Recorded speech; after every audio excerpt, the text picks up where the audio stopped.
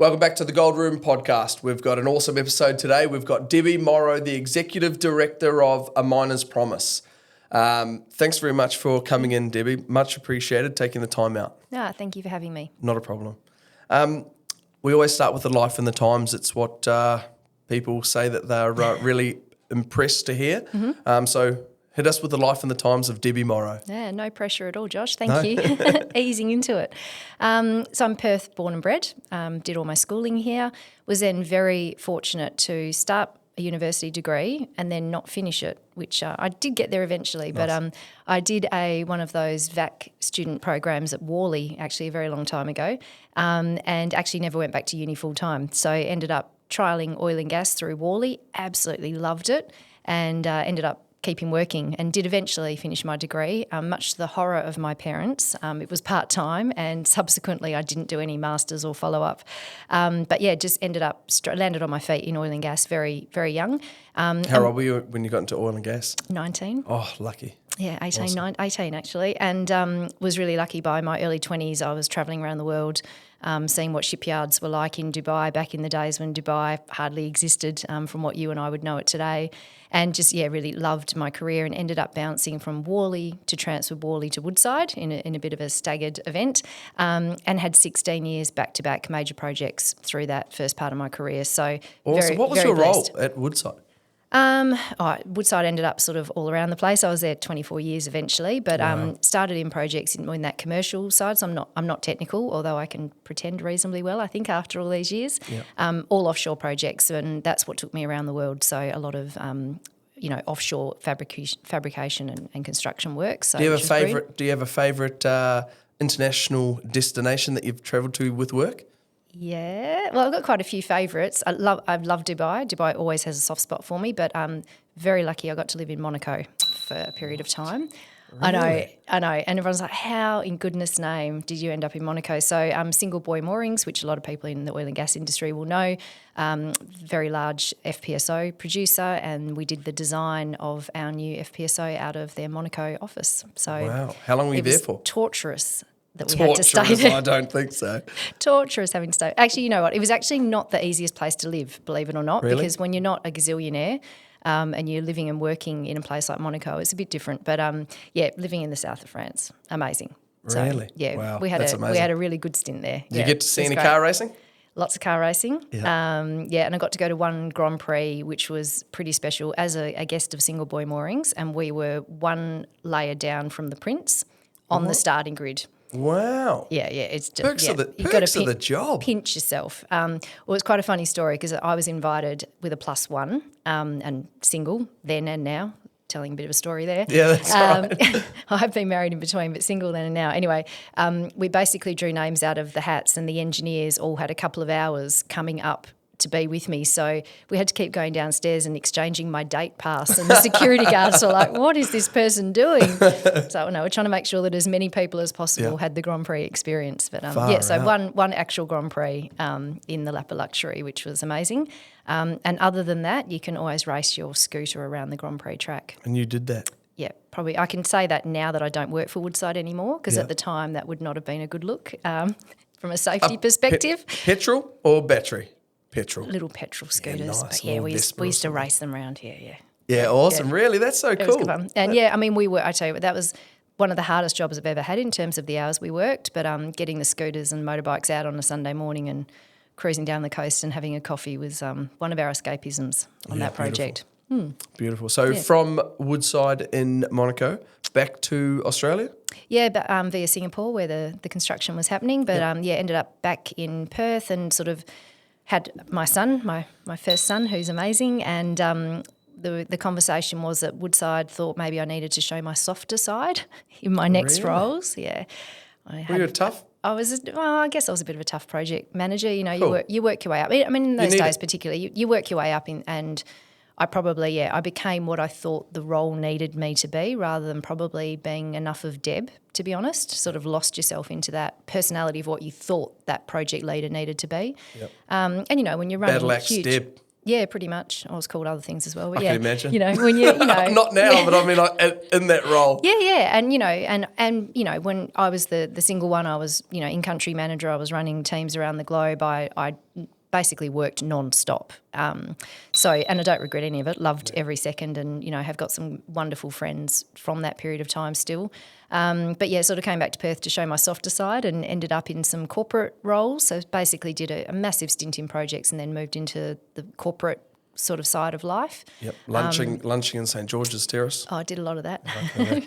But actually one of the best projects I had after that, bizarrely, was building the Woodside headquarters, so what everyone now knows as my Yellowgonga. Got that project as a patch of sand, literally, was looking from the old Woodside building to this patch of sand, and one of the executives said, "Oh, that's your new job." And I thought, what are you talking about? Ended up 64,000 square metre campus that had never been done in Australia before, and that was brilliant because it really gave me, it was a construction project, but also it was about more actually than the construction. It was about cultural change and leading the organisation into new ways of working and really stepping outside of the norm of how Woodside had our building set up.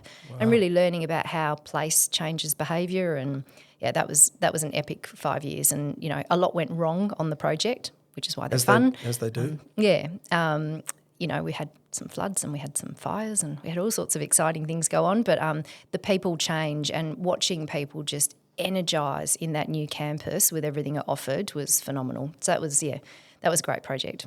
Yeah, wicked. So was that one of the last things you did before starting or getting on board with Miners Promise? Yeah, that was my second last role in Woodside. After that, I went into a large corporate role which included health and safety, amongst other things, in that portfolio. And that I'd say that's the proudest job I did in Woodside, in that it was really hard. And I think probably mainly because my background had been in projects. Then I'd done the building project, which still had that same sort of, build something aspect to it, very people focused, but also that construction aspect. And I took on this vice president role basically with how Deb normally worked. Maybe a little bit refined from my solid project days, and I really learnt a lot quickly that my leadership style was not fit for purpose for that role.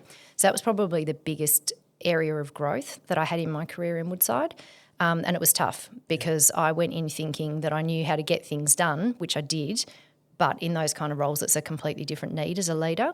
So I grew and learnt a lot through that period of time, but I'm very, very proud of particularly the safety record we had during that period of time. It's the best in Woodside's history, those couple of years.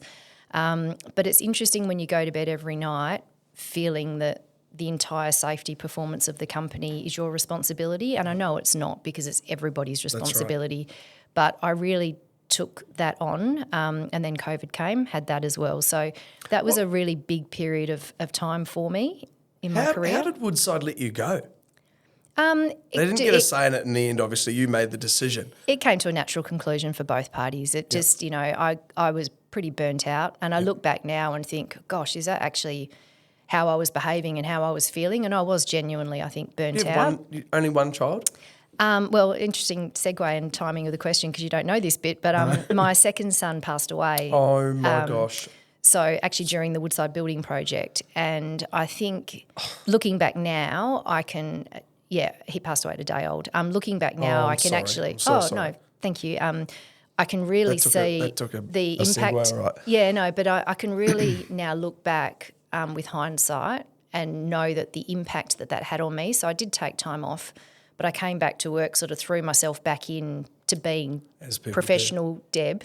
Yeah, and I think now I can see actually the toll that it was taking and didn't realise it at the time. Did you go and seek, obviously you had a great support structure? Or yeah, I did. Spoke to some people about it? I did, and my eldest son, and I was the same dad with both of my boys, but we had separated before we had our second child, and then separated immediately after my second child, James, was born. So it's been a pretty big decade. Yep. But yeah, looking back, I can see now how much of a toll that was all taking, the work burnout and the personal burnout, and I just kept pushing. Yep. As we do. Yeah, and a lot just of us, keep doing it. and that's my personality style. So I think Woodside and I deciding that the time was right for me to go and do something different was the best thing that ever happened to me. Yep. And taking a break, which is actually then when I really started getting into doing my voluntary and not-for-profit support work. So, Nice. yeah, so that was a real life change for me. And, yeah, probably in that early stage of my 40s, it was time to give my life a bit of a shake. And I'm so blessed with where I am now with everything. Awesome. Let's get into Miner's Promise. Yeah, please. So tell me how you got into the role, how you stepped into it. Were you handpicked, poached? What happened? Yeah, so after leaving Woodside, I needed a break. I really needed to decompress, so I took some time off. And one thing that I did do in that period of time was my Australian Institute of Company Directors course. And I'd been thinking about doing that for a long time. Did it, loved it, highly recommend it to anyone that's considering board roles to go and do it. So really enjoyed that period of time, and then actually started looking on the portal of GAICD for looking for roles potentially as board directors. So I use the portal. There's lots of ways you can get board roles these days, obviously paid and voluntary. Miner's Promise and Hollyoak were two organisations that came straight up on that portal.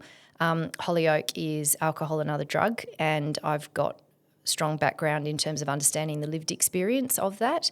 So jumped on there, and that's been part of my healing journey, actually, being able to give back and be involved in Hollyoak.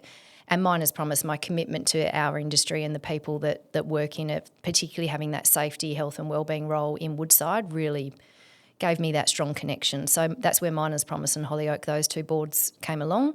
And I also joined the Grief Centre, which was really in recognition of losing my son and the journey that grief takes us on. So I've had those three sort of give back, if you like, kind of board roles. Fantastic. But yeah, Miner's Promise is just, it's such an inspiring organisation. It really is. And I can talk about the background of Miner's Promise if that would. Please. Yeah, please. So that's actually one of my questions. Hit me with the origin story. Yeah, so Miner's Promise, so we've been around 15 years, which is not, and sometimes people go, really, have you? How long have you been with them? 3. Yeah, okay. Yeah. So, our founder, Helen Fitzroy, is one of the most amazing women you'll ever meet, and we were genuinely born from tragedy. So Helen's husband passed away in an underground mining accident in 1991. She found herself with, 3 kids under 7, not a lot of support. No, there was just everything that you can try and imagine she experienced. And what's been really interesting for me learning so much over the past few years is you think 1991, that was a long time ago. Safety's improved, this has improved, that's improved. And yes, we have as an industry made significant improvements, but so much of what Helen went through, our families still go through today. So Miner's Promise was born from Helen's tragedy and in legacy for Steve, her husband, about wrapping around the support services that family needs in times of tragedy. So yes, we're there for death and bereavement, but what we also do is provide care for families in the mining and resources sector when things go wrong in life. And, life's challenges are thrown at all of us all of the time. And so it's twofold what we do. One is, yes, we are there for tragedy in terms of death, be that workplace accident, non-work-related death, and also suicide on site. And then also we're there to support families when they really need us, when life gives you those speed bumps. Yep. FIFO families, resources families, families living in remotely geographical areas, what we need to care for those families is different than those of us that are based in the city. Yeah. So there's sort of the two aspects of what we do. It's hard. I don't think a lot of people understand how hard the FIFO life is. Completely agree. And when things go wrong and you're here, they're there, it adds a whole layer of complexity and confusion, and that's what we help navigate. Is your focus purely in WA or national? No, we're Australia-wide. So okay. I think, that's a great question because some people do think we are WA-based only. We started in WA, so yes, we've got a strong WA base. Our board up until this year has always been WA-based, but we've just had 2 Queensland representatives join our board, which is really important for us. And also to make sure that Australia-wide presence is really well known, we're creating state-based ambassadors. So every state in Australia will have an ambassador on behalf of Miner's Promise. So we do currently support families all across Australia, and we want to make sure that our presence is known and is a lot stronger all across Australia as well. Are you just in, forgive my ignorance, but a miner's promise, just for mining? And is there any thought to go into other industries, heavy industries? Because the mining industry is huge. Yes. Although it is small. But you've got all these different businesses that that come off the side of mining, contracting and everything else. Well, even oil and gas. I mean, if you look at some of our collateral, it says mining resources. I guess Miner's Promise is the name that we've had for 15 years. Yes. We've actually just gone through a strategy refresh and a brand refresh, and we talked about changing the name. Do we make it something a little bit more generic, My Promise, something along those lines? And we decided not to, because the legacy is Miner's Promise, yes. and our foundation is in mining. But to answer your question, it's mining, it's resources, construction within mining and resources, it's mining services. It's the collective mining family and oil and gas. Yep. So when we say resources, we mean all of it. Yeah. Beautiful. Could you give me an idea on some recent trends that you've seen? Some changes in the industry, in the mining industry, and also in the way that it affects your business? Charity, not business. No, that's fine. Sorry. Look, it's been a really tough couple of years, I'll be really honest with you. So since October 22, there's been 16 fatalities across Australia. And we don't hear those numbers very often because, you might hear state numbers or you might say something in the media, but you don't generally hear the statistics overall. So 350 fatalities since 2000. So that's a lot per year on average. Do you know sorry. No, you go. No, you go. Do you know the statistics on workplace incidents or accidents versus suicides versus a heart attack or an accidental death in their rooms on site? Those stats are really hard to come by. Why? So the 350 that I've mentioned is effectively a self-collated list through Miner's Promise. Right? So that's because you can get the statistics statewide, but they're not. It'll be via a coroner's report. So you've actually got to go through and really trawl data. You can't just find it easily. So those ones are workplace accidents. So they are work-related fatalities, that 350 that I've quoted. Non-work-related deaths are not always reported the same way in each state, so you don't always find out about those. They generally are reported, but they're not always easy to find. And suicides are a different reporting mechanism again. Why? Because suicides that occur on site aren't a reportable event in some or all states. So you don't always get those. So we do hear about suicides quite frequently. We hear about it. It was just, Adam Selwood. We heard about Adam, which was a tragic story over the weekend. Look, there was reportedly a couple of major incidents up north of WA last week. One was a suicide and one was a gentleman who, and this was on the media, who had a mental health episode and sadly passed away while he was in care in hospital. We hear about these things all the time, and part of what we're trying to do with the strategy refresh and our rebranding is enable ourselves to support more families. Yep. Because whether it's a workplace accident or a workplace death caused by natural causes or suicide, what those families go through is very, very similar. And what we can do is support those families to deal with the chaos, the confusion, the remoteness, that they're learning language that they've never heard of before when they're dealing with police, coroners, companies, media, you name it. They get bombarded. Yep. So regardless of the cause of death, if it's workplace related, we can help. And that's what we're there to do. Could you share an example or a story that where a Miner's Promise has come in and helped a family? Yeah, I'll maybe conflate some examples. How's that? So I mentioned 16 fatalities in the last 16 years, so that's all workplace accidents, not non-work or suicide related. 15 of those 16 families are under our care and still are. So one of the other unique things about Miner's Promise is we don't stop. So it's not like employee assistance program or a GP medical health where you get 8 sessions or 10 sessions. We are there for the long haul, excuse me, and we have relationships with families for years after events occur. So, if you look across these 15 families, and I do talk about this when I'm presenting now, but, you go from the gentleman who was towards the end of his career. He and his wife were really starting to get excited and look at their retirement plans. So, he was not going to be working for much longer. All the retirement plans were in place. You've got the family that had recently moved into a new home. They'd been there 6 weeks. The husband had hardly spent any time in the new family home before he was no longer with us. Young lad who was on his final day of his final swing before going overseas to propose to his girlfriend. Oh, my gosh. So his crewmates knew, the ring was bought, the overseas holiday was I know happening. this one. All right, so, there's the family that were in the midst of family planning, so looking at starting a family.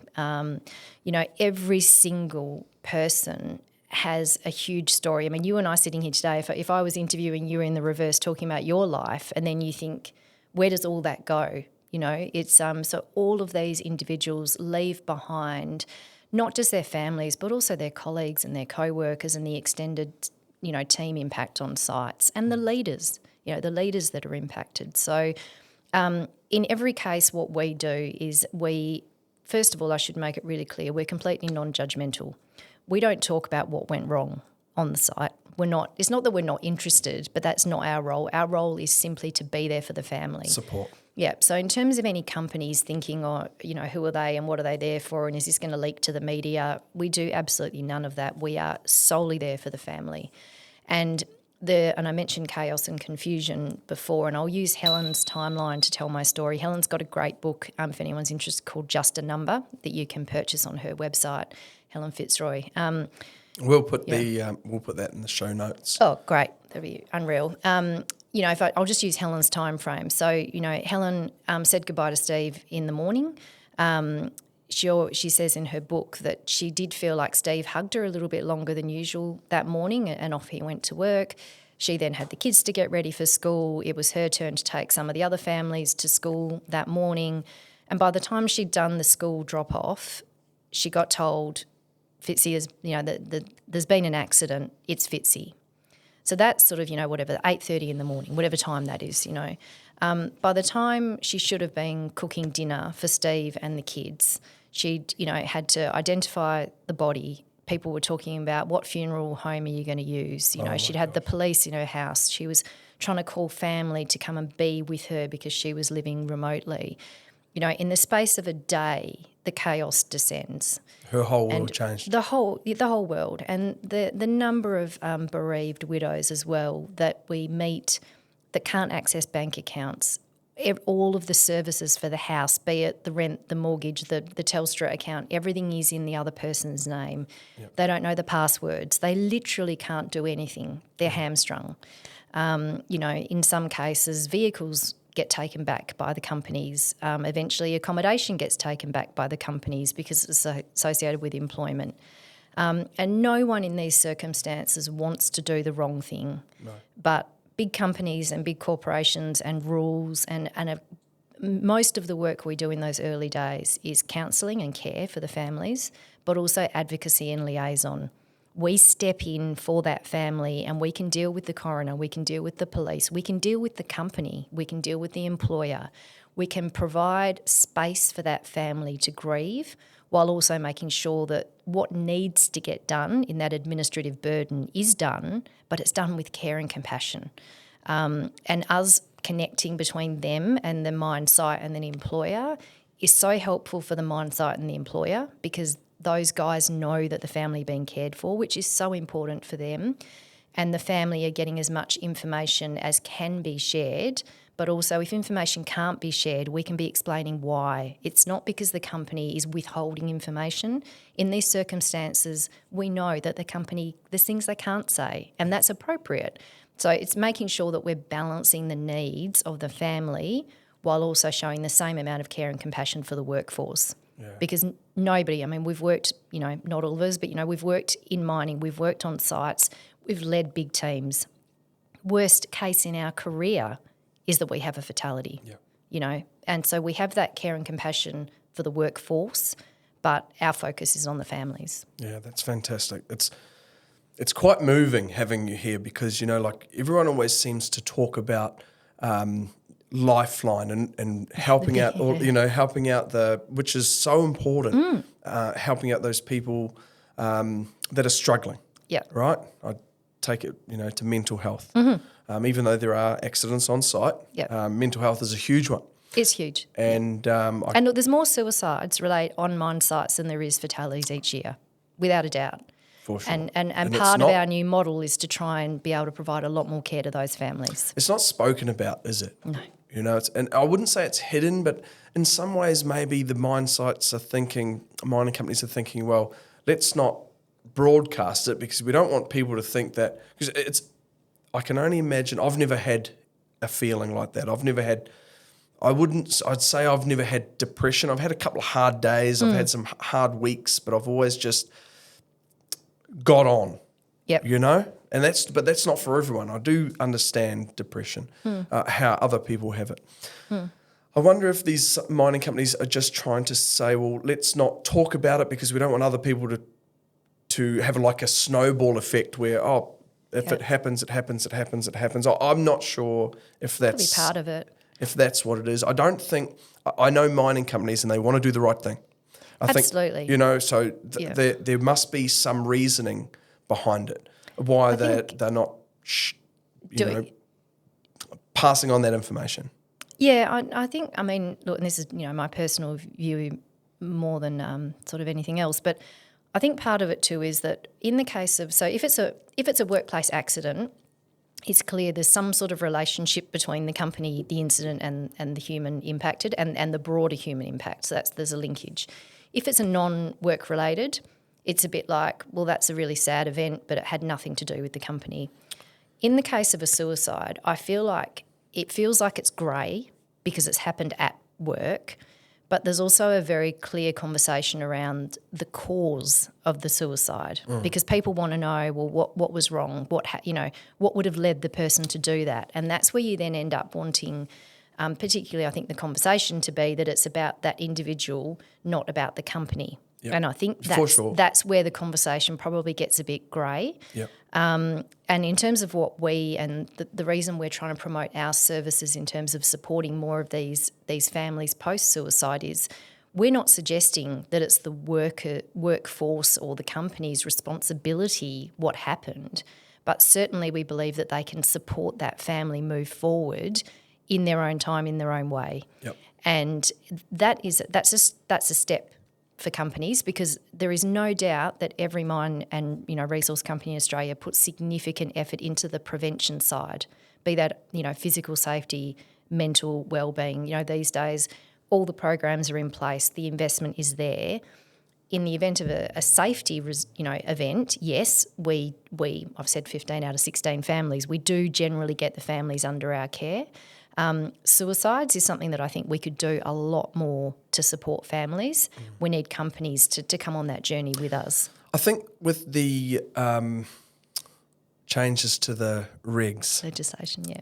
Right, and the Act with DEMIRS coming in thick and fast with psychosocial. Yes. It's I spoke to someone a couple of weeks ago and from DEMIRS and they said, look, it's something that we're going to be pushing, something that we're going to be not pushing, but it's certainly something they're going to be moving forward with. I think there'll be a lot more attention, yeah. And it's, it's like anything. Regs always follow societal expectations. So, and the trend that we have seen, particularly, that age range of 18 to 35-year-old men. I mean, the statistics in construction are one suicide every 2 days in construction workers across Australia. And the 18 to 35, that is our demographic. And our workforce are in difficult conditions. They're away from home for long periods of time. I don't need to labour that point about what our sector is like. So, yeah. So it just goes to show that that great money doesn't mean great mental stability, right? Absolutely not. People always say that, you're on great money. But I'm also away from my family for half the year. I've missed out on anniversaries, birthdays, kids, everything at the kids' school. Yeah, and then, it's a huge sacrifice. I remember when I was married and my ex-wife would say, you're never here for anything. granted, I was working 13 days on, 1 day off. Well, that'll do it. Yeah. It was just, I just did it for a period of time, about a year and a half, where I was just like, just go, get it done. Yeah. It was hard on everyone. But it is. And, it's we're particularly fortunate to have Minister Madeleine King and Senator Susan McDonald as our co-patrons. And cool. If you look at, anything that you hear both of them talk about, our sector, and, we power the nation and power the economy and do all that, but it's actually the human cost of our sector is something that we should never, ever take for granted, because everybody working in mining and resources is sacrificing personally. Yes, they earn good money. That's what we all hear, they earn good money. But what's the point of money if you're not around to spend it? Money can't buy you back time. Exactly. That's exactly right. So, yes, we get paid well, but there is a huge amount of sacrifice in our industry, and that's certainly something that Minister King and Senator McDonald are very passionate about, is recognising the contribution that the workers in our sector make. And their patronage is about recognising that, and then also recognising the legacy of our colleagues that don't come home. Yeah, that'd be a sad day. Debbie, how can mining companies support Miners' Promise? So as a board, we've been going through a strategy refresh over the past wee while, and it's actually been driven by the last couple of years where we have had a significant number of fatalities, and looking at how can we make sure we are here when families need us. And also, how can we get better outcomes when tragedy strikes? And the whole new model is premised on partnering with mining companies and resource companies in advance. So historically, up until now, the model has been that when tragedy strikes, we then activate and we go and, in some cases, introduce ourselves to mining companies for the first times. In other cases, they know us. I can imagine that they're just like, who are you? Yep. If they haven't heard of you, imagine going to an HR department and going, hey, listen, I'm Debbie from, or whoever from Miners' Promise. You've just they're thinking, shit, we've had an accident or an incident or a suicide or something on site. You're the last person they want to see. We are, and it's a scramble and it's a battle to get in, and sometimes they don't trust us. They think we're there to get the unions involved or the media involved or, So if people know us, we can get in a wee bit easier, but it's a scramble. I hope that this helps with that. I hope so too, thank you. And also the hours and days. I used Helen's timeline as an example a minute ago. The quicker we can be there for families, the better for everyone. Yep. And if we're scrambling for 4 weeks to try and get the company to trust us to pass our details on to the family, they've missed a month of support in the most critical time that they need us. So the new model is twofold. I just keep thinking of a mum and 2 or 3 kids trying to deal with their own grief, trying to deal with getting the kids off to school or whatever it is, kindy, not being able to pay the bills. Oh, far out. Yeah, it'd be horrific. It is. It's horrific. And it's what we can do in those early days can change the next, 1 or 2 year trajectory of those families' lives. Yeah. The difference we can make in those early days, and the difference we can make to the colleagues as well, knowing that the family are cared for. Yeah. It's, it is some level of relief to the co-workers to know that the family is being cared for. It helps put their mind at ease. Nothing is going to bring that person back. Nothing's going to change the trauma to that site team, but knowing that the family is getting every best care they can is a relief. Yeah. So with the new partnership model, the idea is we partner in advance. And the big aspect of that is that we come and we work with you and we integrate into your emergency response procedures. So the intention here is twofold. One, it means that if tragedy occurs, we will be connected with the family immediately. Now, we can be there at the time of families being notified if we're that integrated, right? So we can be there right from the start. So the family gets the best of care as soon as they need it. But the second part is, for 15 years we've been doing this. We know what good looks like. We know what not so good looks like. We know what is so important to families in those early periods of time. So every site in Australia has emergency response procedures. They know how to deal with fatalities.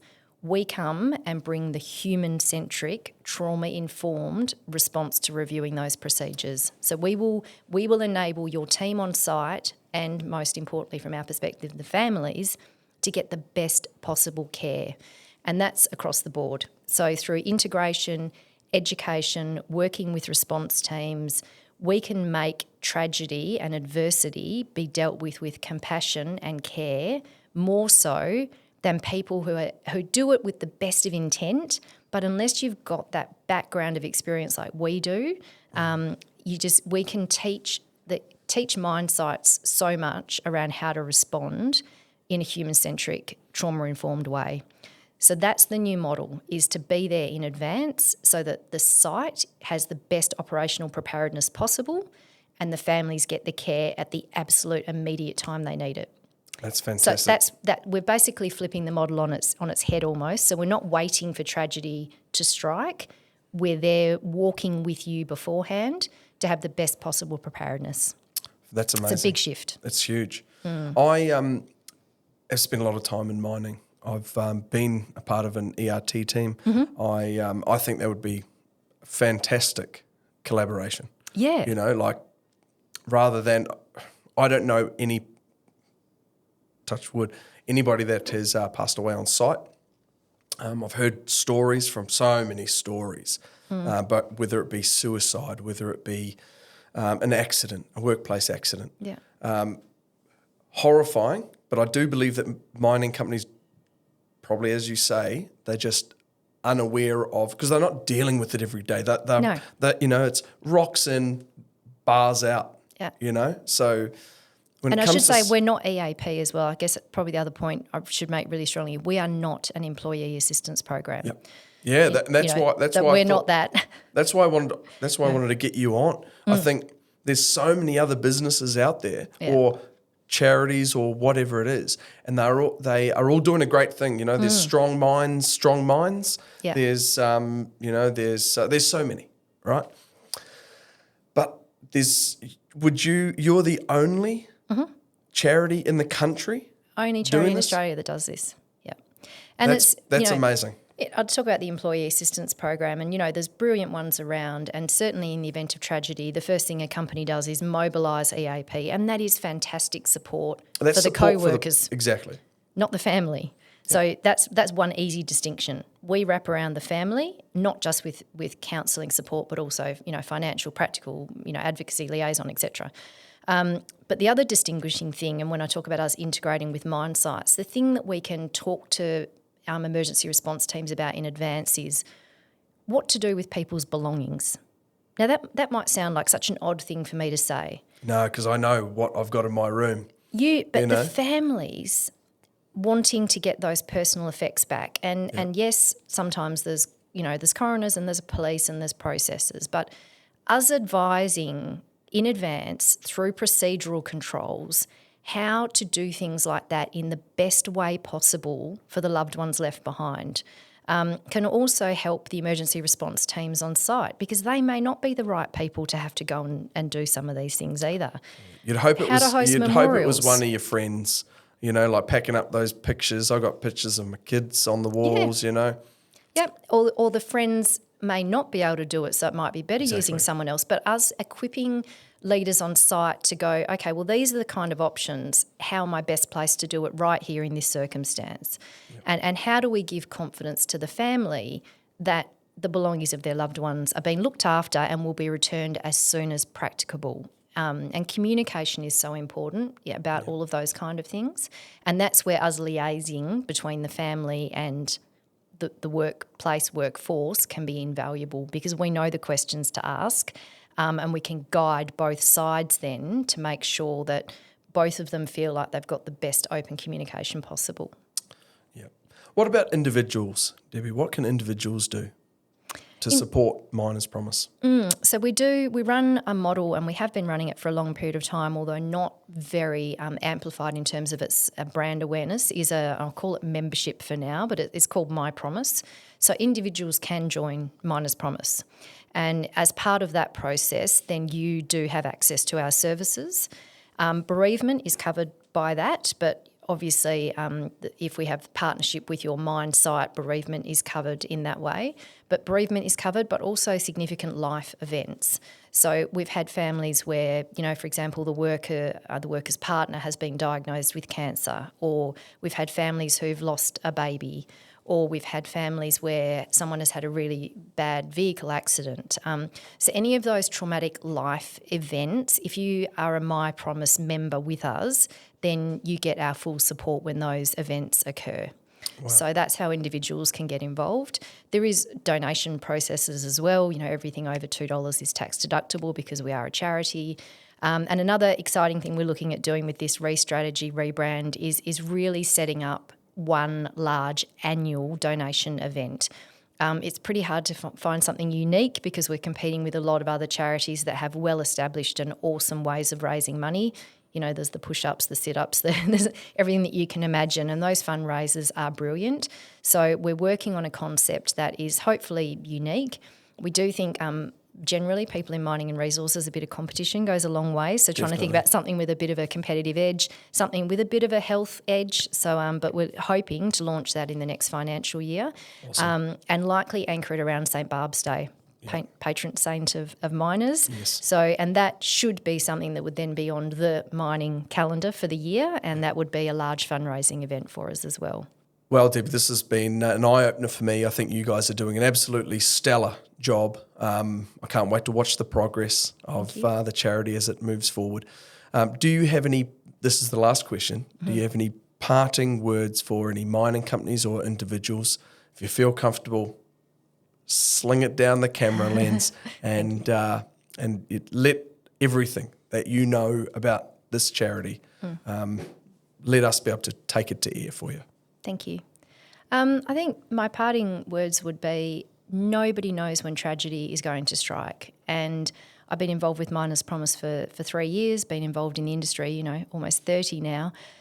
If I look at the fatalities, just even over the past 2 years, they are commodity agnostic. They are age agnostic. They are company size agnostic. None of us know when tragedy will strike in terms of a death on site.